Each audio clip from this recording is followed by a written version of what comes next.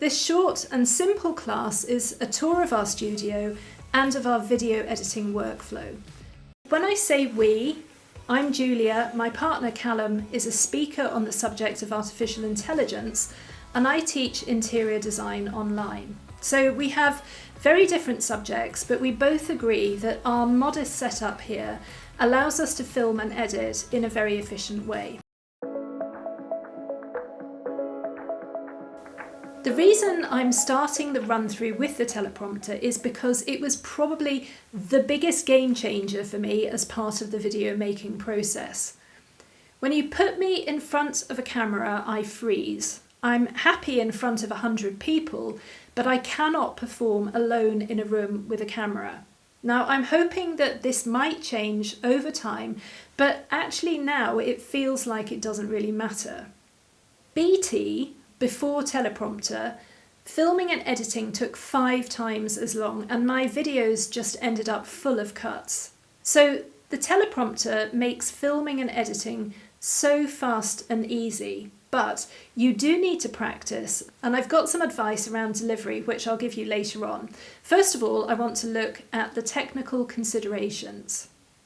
At the time we were building our studio, the least expensive and the simplest setup I found was a teleprompter that attaches to the front of the camera lens. It comes with loads of different diameter filter rings, so probably there would be one to fit your camera lens, as long as you have a thread for a filter ring on the front of the lens that you're using. Now, fitting this type of teleprompter then has an impact on the choice of the camera. When I upgraded my old DSLR, I rejected some excellent vlogging cameras, point and shoot or compact models, because their integrated lenses didn't have a filter thread. You can buy an adapter that sticks to the front of the lens, but I was really worried about the weight because once the phone goes into the teleprompter, it's really quite heavy. So I chose a camera with interchangeable lenses, the kind of lenses that have a filter thread at the front. To use our teleprompter, I paste the pre-prepared script for the lesson into an app on my smartphone. Bluetooth connects the phone to the small remote control that controls the app. Not forgetting to put my phone on airplane mode because my cutting room floor is strewn with notification pings. And actually filming this here today, there have been a few that have snuck through. The app mirrors the text, and then I pop the phone into the teleprompter cradle. And then it's dead simple. I can start, stop, pause, rewind, and so on from wherever I sit in the room. Over time, I've learned the best scrolling speed for me because I speak quite slowly. But in most of my lessons, you'll see me waving the remote around. I'm on a bit of a roll with the kids, so I'm going to come back to performing in front of the teleprompter later on. Next up, I want us to look at the camera.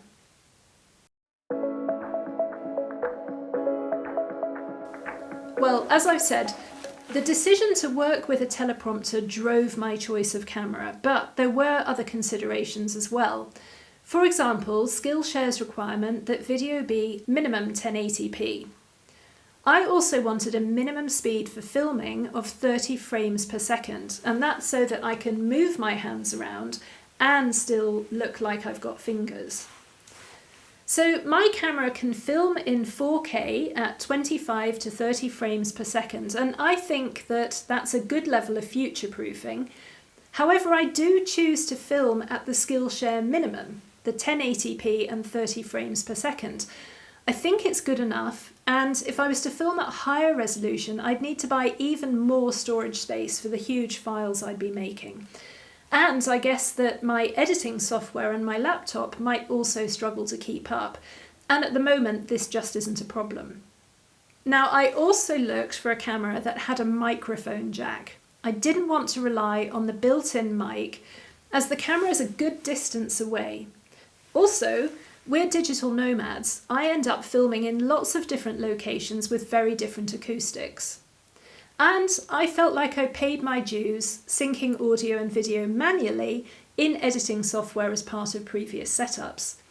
So I've treated myself to a camera that has an in jack for a microphone, and that's actually not a very common feature. Now I can record everything on a single track. The camera is Wi-Fi enabled for transferring files wirelessly, but it's via a piece of very clunky software.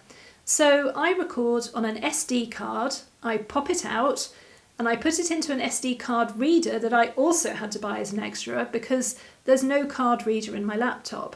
However, this process is relatively smooth and easy. In Europe, cameras of this type, which are not officially video cameras, are restricted to 29 minutes of continuous filming.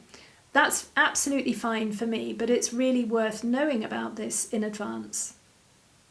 Finally, on the camera front, I chose a model with a hinged screen that can swing up and face forwards. I work alone, so being able to check the framing of the shot and also the intensity of lighting from my presenter's chair, and also being able to see the red recording button in view, especially with that 29-minute limit, saves me a lot of time and frustration.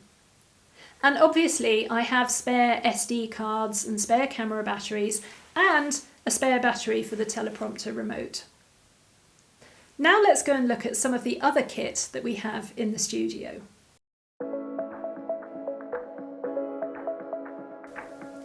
With the microphone, I learned the hard way about TS, TRS and TRRS.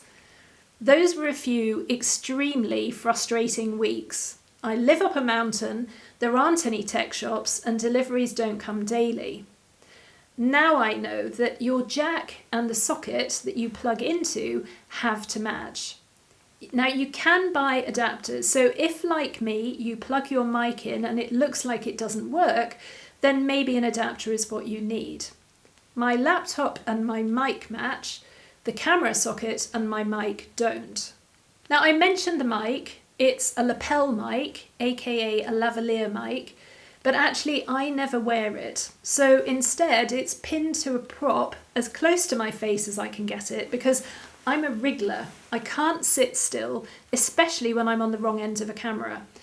I bought an extension cable for the mic because the cable on the actual mic is very short.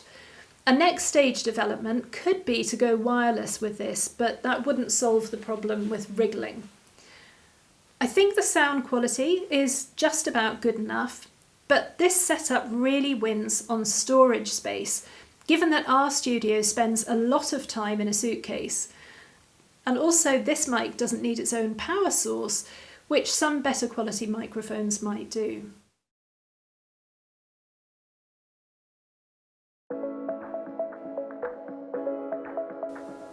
The camera in front of me is sitting on a tripod, and helpfully the tripod has a set of spirit levels built in. I love this tripod because it also flips to allow horizontal as well as vertical filming, which is great for over-the-shoulder design demonstrations. I also have a posable, articulated arm with a table clamp fitting, but this is really only strong enough for a smartphone. The camera, with all of its bits and pieces, is too heavy. Now here is the heavy-duty posable tripod we use when we're travelling. The camera is very front-heavy with a teleprompter and the phone fitted, so a regular small tripod really wouldn't bear the load. The whole rig just falls over on its face. This one works on a tabletop, and actually it's good enough to be our only tripod, although it would be better if it had a built-in spirit level. Next up, let's look at lighting.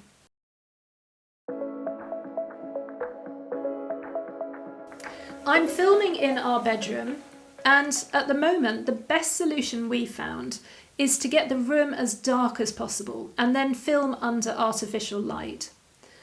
We're very often based here in Spain, where it's very sunny, and the contrast of full sun coming in the window and the very dramatically different light levels if an occasional cloud passes by, it's a real pain. So we black out as much as possible and turn the electric lights on full. This gives a pretty reliable constant light level so that I can edit together scenes from any point in a day's filming without having to think up clever tricks to hide the joins. This room is lit by track lighting. There are 2 tracks, there's one in the ceiling to my left and another in the ceiling to my right. And this gives pretty good general light, but my face can look a little bit shady in the middle, and with the light mostly coming as well from up above. So I use a ring light to produce infill lighting. The ring light is just behind the camera, it has a dimmer, and it's got adjustable colour temperature. I like a warmer colour of light, and I use the flip-up screen on the camera to check the light levels before I start filming. I'm short-sighted, I normally wear glasses, but these were a total disaster with the ring light, even when I pushed it up as high as I dared and angled it downwards. The light just wasn't doing its job. And I still got flashes and reflections off the specs. So now I wear contact lenses for filming, because without these, I wouldn't be able to read the teleprompter. And with that, dear viewer, I believe that I've name-checked every item of kit in our studio. So now, what about video editing?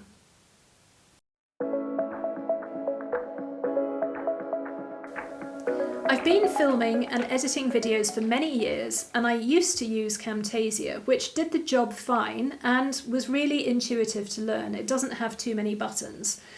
That was back when my employer paid for the software. Now I'm self-employed and I have a subscription with Adobe Creative Cloud.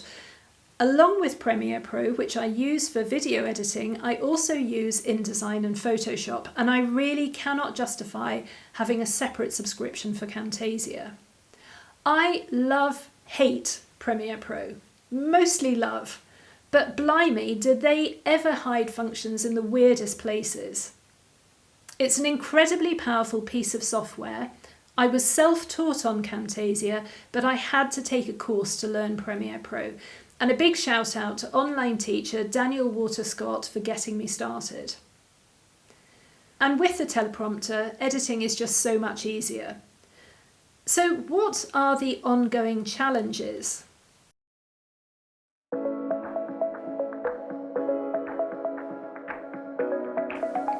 Number 1, I'd say my top challenge is getting photos. Finding good photography to support classes is a constant battle.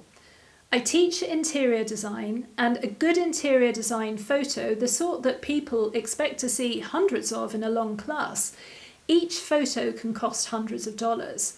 So buying photos in is just not a viable option. I have a monthly subscription to Envato Elements, which is very good for photos, stock video and music. And I've had some great good fortune in asking permission from small businesses to use their photos in my classes, obviously with appropriate credits, mentions, links and so on. As part of the solution to the photo issue, I've also taken to drawing my own graphics, animations and illustrations. I make these on an iPad in Procreate. And because I'm Mac-based, I can airdrop between devices, but I do know that other systems are available. Now, I do have to say that I love Procreate. Hands down, one of the best one-time purchases I've ever made. I love that I can remove the background from a drawing, export it as a PNG or a GIF, and that makes it so easy to slap original graphics on the top of camera footage.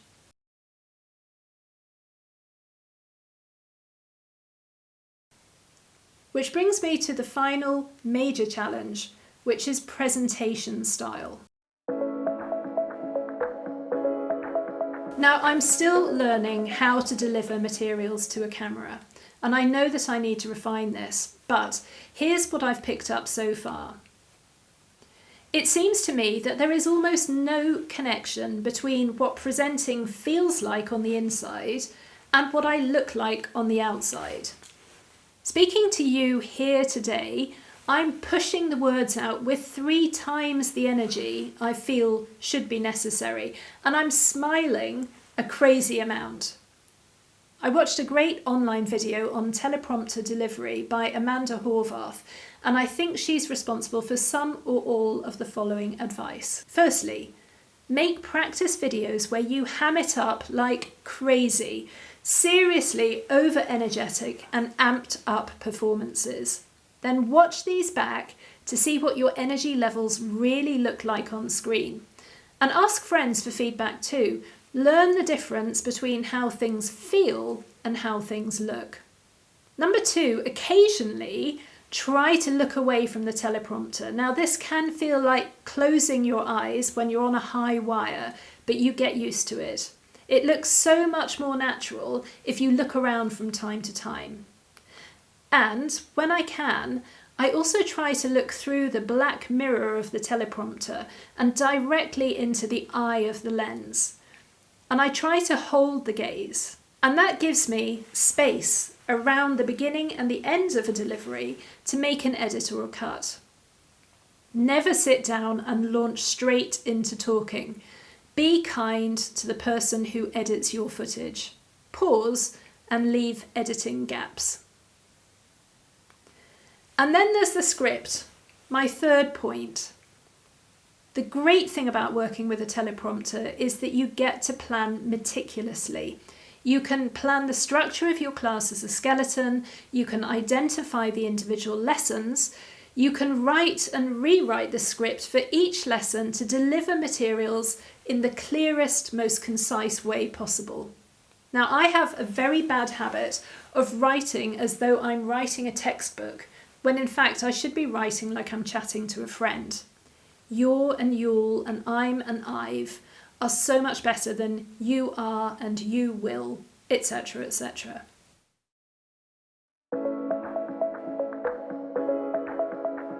So in conclusion, I don't know if any of this is helpful at all. As I've said, I do not regard myself as an expert. I'm a beginner, but maybe I'm a little bit further down the path than some of the people this class might help. Now, as ever, I would like to thank you for watching all the way through to the end. And if the class has helped, please do leave a review so that other people can find it as well. And a final word, make sure that you record your progress, because looking back on it from time to time, it can be really uplifting to see just how far you've come.